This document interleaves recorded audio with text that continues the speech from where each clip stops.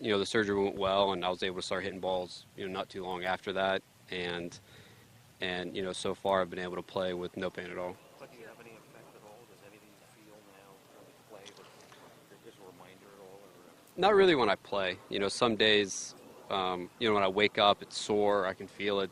Certain things in the gym I've had to kind of modify to not, I guess, strain it, if you will. But for the most part, like I said, I got really lucky and I feel good. Do you remember at what point you asked your doctors, like, am I going to be okay to play? Or, like, am I going to make a full recovery? And Yeah, I mean, it was probably the second question I asked after, tell me why I can't breathe. Because I had punctured my lung, and I wanted to figure that out first, and then after that, I wanted to know how bad my ribs were broken and what they were thought they needed to do, and how that would affect me going forward. and what was the answer that they gave you? He told me that he thought I was going to be okay, but he had never.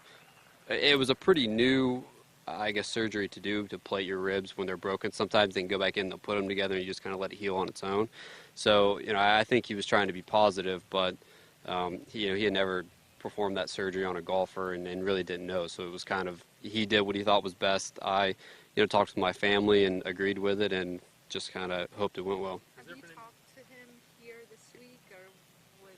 No, I haven't. Okay. So, I mean, if I saw him, I'd probably say thanks, but Yeah. no, I haven't seen him. And Justin said that he actually has to go by the accident site every day since it was near where he's staying. Right. Have you been anywhere near that? And I mean, No, like I said, I haven't had any, bad thoughts or anything, as far as what happened last year, but I don't think I'm going to go drive by it to test it. So, I think, there's still no bark yeah, on the tree, so really, yeah, well, it's crazy. I don't, I don't feel like testing myself that much. Uh, yeah, they're four individual plates that run along my ribs this way. So, I can't remember the number or what they are, but it's right up here up top. Yeah. And you said that you have no memory of the actual Yeah. thing.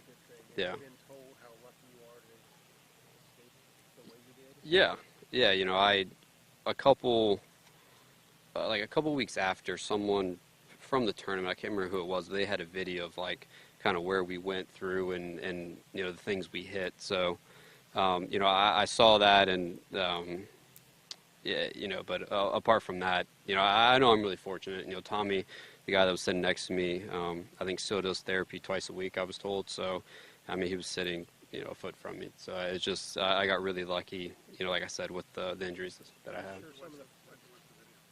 I'm sorry? I don't know. Yeah, it was kind of put in front of me and I watched it. It didn't really, affect me either way.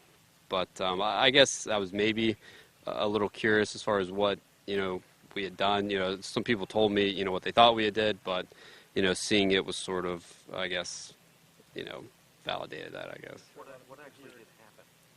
How did it all unfold? They said we went off the road, hit a culvert, flew up in the air and spun a little bit. Then we hit the side of a tree, and then when we hit the tree, it turned over, and then we flipped, and then I guess we flipped across some other little trees and ended up in, I think, some grass somewhere. You seem so kind of normal talking about it, or not traumatized at all by it.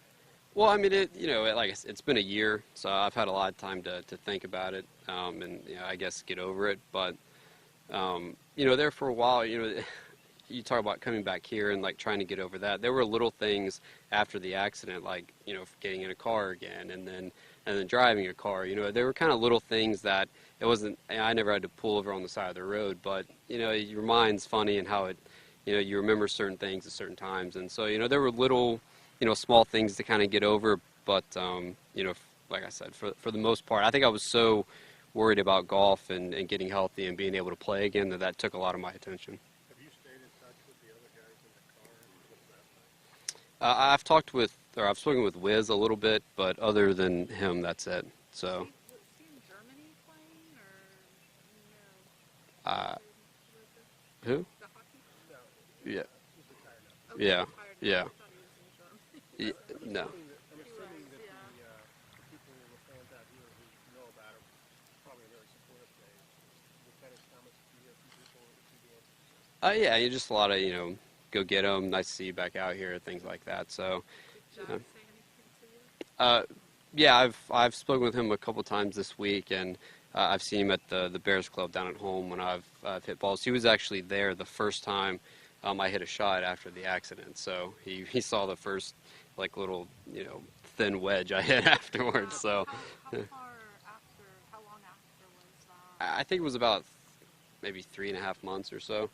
So, but yeah, it was funny. Like once it kind of started to get better, um, I was able to hit some shots, and I kind of worked my way through my bag. 20 clubs or 20 balls one day, 30 the next, that type of thing. But once it healed, it was okay, and the swelling went down. But those first couple weeks with those plates on the ribs, and even just sitting around or talking or breathing with the lung was pretty tough. Could you describe what today was like for you, just to post the number you did today, a year off of what happened and whatnot? How special was that, and what was going through your mind as you're Um, way around? Nothing.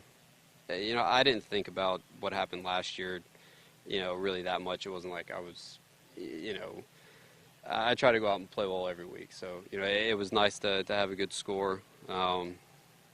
You know, obviously, playing well and making the cut here is probably better for my health. So it'd be nice to have a going tomorrow and have a nice busy weekend. That-